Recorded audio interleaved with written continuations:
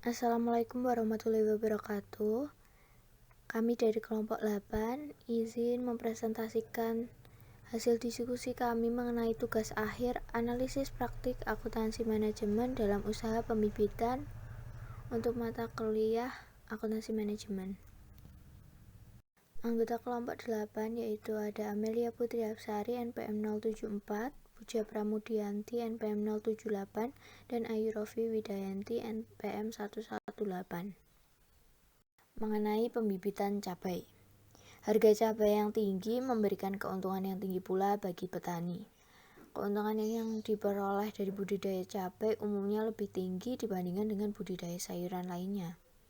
Bibit cabai pun kini menjadi incaran para petani untuk ditanam di lahannya.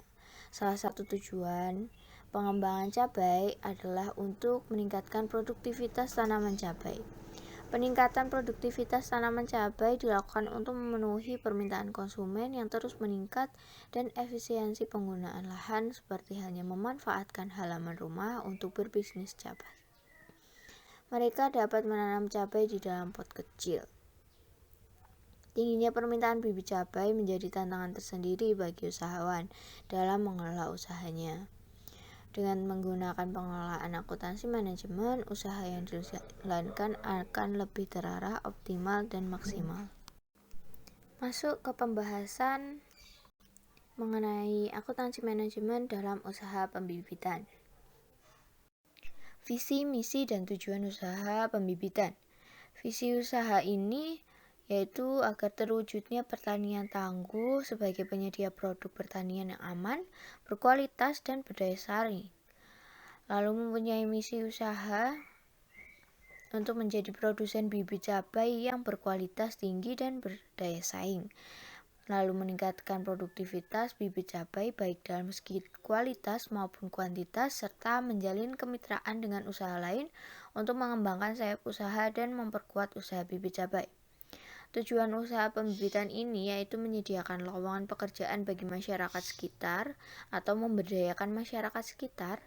Lalu yang kedua, memenuhi permintaan pasar dengan memberikan bibit yang berkualitas sehingga menghasilkan tumbuhan cabai yang berkualitas, serta profit oriented, yaitu di mana perusahaan bertujuan untuk mencetak laba sebesar-besarnya.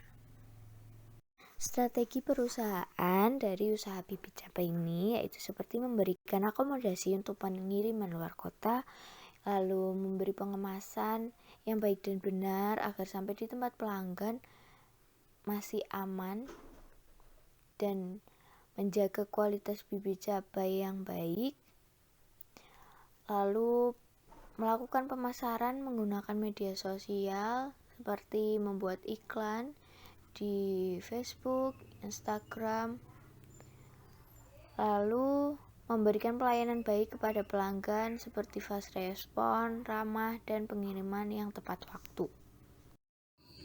Yang selanjutnya adalah mengenai penentuan biaya produksi, yang mana jika dijustifikasi anggarannya, transaksi minggu ketiga bulan Mei kita ambil sebagai contoh, yaitu pada transaksi tanggal 16-21 Mei, yaitu pada pesanan pada minggu itu, di mana biaya tetap yang sudah ada dari awal yaitu modal usaha.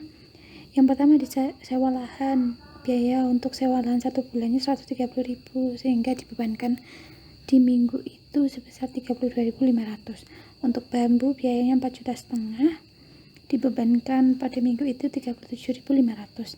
Plastik UV sebesar 6 juta, pembebanannya sebesar 50.000.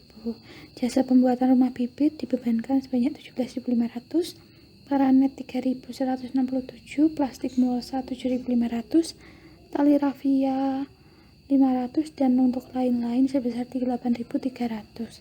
Sehingga jumlah pembebanan yang akan dibebankan pada minggu transaksi ketiga ini sebesar 157.000. Untuk penyusutan peralatan dibebankan setiap minggu dengan umur manfaat 2,5 tahun, sehingga didapat menjadi 30 bulan, sama dengan 120 minggu. Pembebanan ini dilakukan karena transaksi biasa terjadi per minggu. Kemudian selanjutnya adalah mengenai biaya bahan baku langsung. Untuk biaya bahan baku langsung biasa dianggarkan setiap minggu karena transaksi dilakukan setiap minggu. Yang pertama dibagi sejumlah 1.200.000, ada plastik 350.000, tanah 210.000, pupuk 60.000, biji cabai 1.800.000, kapur ajaib 15.000, dan bedak ada 5.000, sehingga subtotalnya menjadi 3.640.000. Sedangkan untuk biaya tenaga kerja langsung dari akun gaji karyawan, yang mana karyawan berjumlah 15 orang, dan jika diakumulasikan total menjadi 2 juta pada minggu tersebut. Yang selanjutnya ada biaya overhead pabrik, di mana biaya overhead pabrik di sini terdapat akun BTKL yang untuk digunakan keperluan distribusi sebanyak 1 kali sejumlah 800.000, untuk sewa 1 minggunya 32.500, penyusutan peralatan 124.500. Perhitungan ini didasarkan dari biaya modal yang telah diakumulasikan tadi, sehingga total keseluruhan menjadi 6.597.000. Pada analisis usaha berikut menggunakan metode biaya pesanan, sehingga diperlukannya lembar biaya pesanan pada setiap transaksi, yang mana pada transaksi ini dimulai tanggal 16 Mei dan diselesaikan pada tanggal 21 Mei 2022, di mana biaya bahan baku langsung yang diperlukan sejumlah 3.640.000, biaya tenaga kerja langsung 2 juta, biaya overhead pabrik 957.000, sehingga jumlah biaya untuk produksi sebesar 6.597.000. Dibagi dengan jumlah unit pesanan sebesar 138.000, sehingga biaya per unit yang dijadikan standar sebesar Rp47.804. Yang selanjutnya ada mengenai penyusunan anggaran. Anggaran yang digunakan untuk usaha bibit tersebut diantaranya ada yang pertama biaya bahan baku langsung seperti yang telah ditotal sebelumnya sebesar 3.640.000, biaya tenaga kerja langsung sebesar 2 juta, dan biaya overhead pabrik sebesar 957.000, sehingga total anggaran yang diperlukan 6.597.000 di setiap produksi per minggu. Produksi tersebut disesuaikan dengan pesanan yang masuk.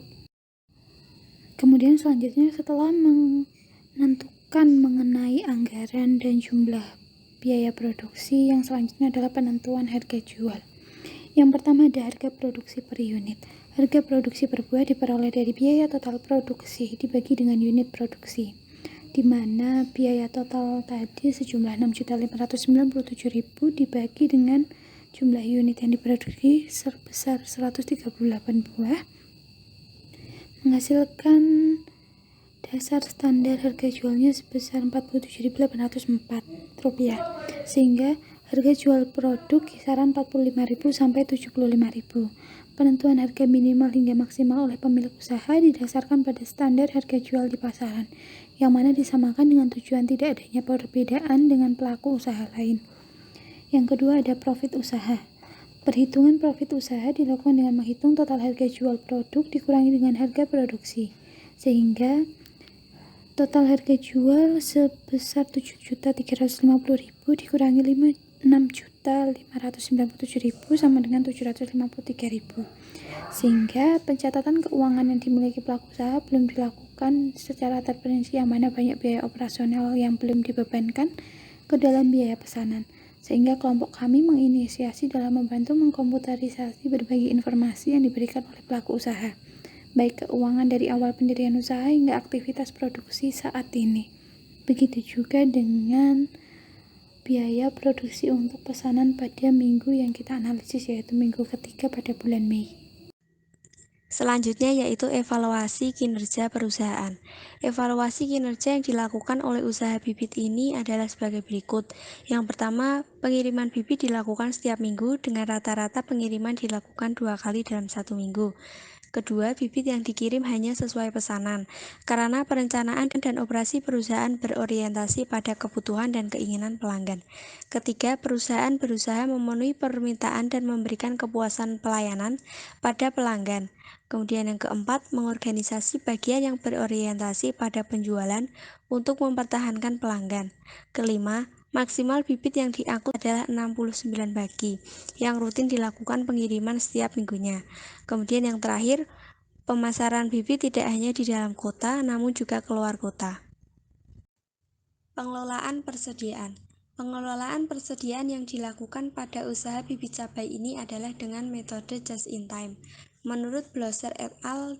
Tahun 2002, sistem just in time adalah sistem manajemen produksi dan persediaan yang komprehensif, yang membeli atau memproduksi bahan dan bagian hanya sesuai kebutuhan dan tepat pada waktunya untuk digunakan setiap tahap proses produksi. Dengan menerapkan sistem just in time ini, maka diharapkan dalam proses produksinya akan memiliki biaya yang rendah, harga jual yang murah, kualitas yang baik, dan kemampuan ketepatan waktu pengiriman kepada pelanggan.